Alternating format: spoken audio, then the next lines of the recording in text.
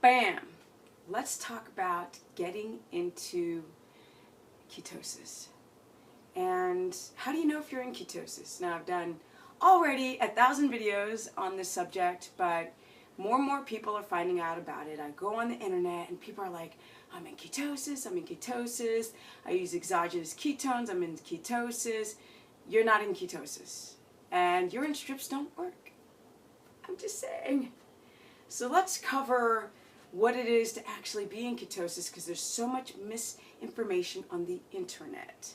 So, keto diet is doing exactly what I don't want it to do, which is become a trend. This is about getting you guys your health in optimal shape. Like, we want to get healthy. We don't want to just drop a bunch of weight, because when you lose a lot of weight on the scale, you're losing muscle and you're losing water. Now, there's a lot of people out there, like for example, Joe Rogan. I was listening to him today. Love me some Joe Rogan. Totally, I get his thinking. But on the keto talk, a lot of people are like, I'm in ketosis. Because you're not crashing doesn't mean that you're in ketosis. Because you have purple on your urine strip does not mean you're in ketosis. The fact that you've got ketones over a 2 does not mean you are in ketosis, people. No. Not at all. So what does it actually mean to be keto adapted, or as I coin it, highly keto adapted? Because that goes in 3-month chunks, guys. It doesn't happen within days or weeks. So I've explained this in many, many, many videos and periscopes. What you want to do is you want to become insulin sensitive. Yes, we want to have insulin and glucagon regulation. They want to be in the inverse, right? You want your adrenals to start functioning. So to access that body fat, see, keto is an absolute shock to the body. So a lot of people are like, oh, your content on your videos is so much, like, it's so hard. Why would I even want to do this diet? I'm like, exactly. Weak sauce, go on. Keep moving. This protocol is not for the faint at heart, guys. For those who truly want to keto adapt, it takes time. It can take almost a year to really be like, you know, intermittent fasting and doing marathons and pushing your body to the limit, and your brain still wants its ketones, because when you first start, it's addicted to glucose. And people drive down their glycogen storages and then they make ketones. Not everybody, but some people make ketones. But unfortunately, a lot of those ketones are unviable. Why, pray tell? Because your glucose is too high. And when glucose is too high, ketones become unusable. They go down the toilet. I know, it's crazy. So you have to use a ketone monitor, a glucometer, using ketones measuring and glucose together. And again, those two must be in opposition. You must have glucose under 80 and ketones over a 1.8. And if you're not in that range, so the sweet spot is for glucose is 1.8 to about,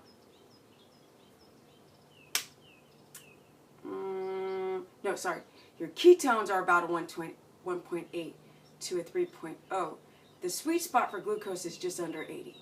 In milligrams per deciliter, under 80. In millimolars, under 4.4 for your glucose, and ketones are always in millimolars for everybody worldwide. So we want that range of 1.8 to 3.0. If your ketones start to get higher, you begin to lose ketones. I know. So you see people with numbers of 82 and like a 3.5. That's not highly keto adapted, and you won't get the benefits from it. Now, you might not crash as much, because as a carb burner, your insulin is shooting through the roof, and you're insulin resistant, or you have the propensity to become insulin resistant. When your adrenals don't know how to regulate adrenaline anymore, which is too much adrenaline or too low adrenaline, then the energy crashes. See, every time you crash on a carb diet or adrenal insufficiency, your body becomes more metabolically damaged. So when people try a ketogenic protocol, they're not adapted. Their ketones become unviable, because the body must heal itself in the process of becoming highly keto adapted, which means glucose under 80 and ketones over A1, but that does not indicate, highly adapted. That just means that you're making ketones. We need to get you in the sweet spot area, and then you have to use them. Because you can actually have perfect numbers on your glucometer and still not be keto adapted. You can have glucose under 80 and ketones at a 2.8 and have hypoglycemic symptoms. And then that's when the urine strips would come into play to see if it turns purple, to see if you're losing ketones via the urine. When you know you're highly keto adapted, guys, you got some energy. And I don't mean adrenal overcrank energy. I mean ketone use energy, mental clarity, right? No crashes, right? Your GLUT4 receptors are becoming more and more developed. They can clear out the glucose without insulin. We're always going to make glucose via gluconeogenesis for thyroid sufferers. We just got to learn more, guys. There's too much misinformation out there. Exogenous ketones spike your ketones, but they don't drop your glucose. So your ketones become unviable. And a lot of you are like, but I got a boost of energy.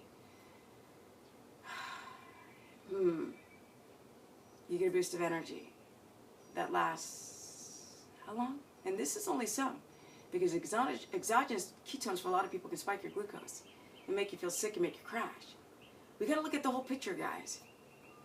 We also have to look at the fact that there's possible placebo effect going on here, because when glucose is high, ketones become unusable. Not all of them. You might be able to use some of those ketones, and you might have adrenal insufficiency so bad that just a little bit of energy makes you feel fabulous. Okay, guys, for a little more, go to StephaniePerson.com. Stephanie the Business Person on my Facebook fan page. Stephanie Ketogenic on my Instagram.